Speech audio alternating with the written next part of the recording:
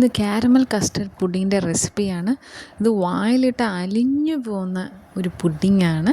ഇതിന് വേണ്ട ഇൻഗ്രീഡിയൻസ്: പഞ്ചസാര 3 ടേബിൾ സ്പൂൺ, പാല് 500 ml, മുട്ട 2 എണ്ണം, ബ്രെഡ് സ്ലൈസ് 3 എണ്ണം, vanilla essence 1/2 teaspoon, custard 1 table spoon, sugar 3 table spoon. പഞ്ചസാര നമുക്ക് കാരമലൈസ് ചെയ്യാം. എന്നിട്ട് നമുക്ക് ബേക്ക് ചെയ്യേണ്ട പാത്രത്തിലോട്ടൊന്ന് ഒഴിക്കാം.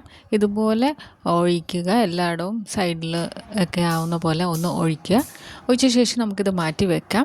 500 ml പാലും 3 ടേബിൾ സ്പൂൺ പഞ്ചസാരയും 2 മുട്ടയും കൂടെ നല്ലപോലെ അടിച്ചെടുക്കാം.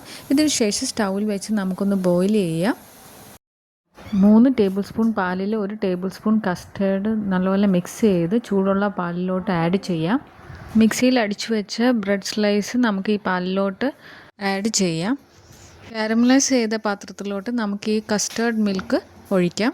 ഒരു 25-30 മിനിറ്റ് നമുക്ക് സ്റ്റീം ചെയ്യാനായിട്ട് വെക്കാം.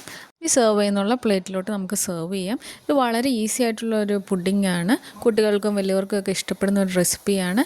ലൈക്ക് ആൻഡ് സബ്സ്ക്രൈബ് ചെയ്യാൻ മറക്കല്ലേ.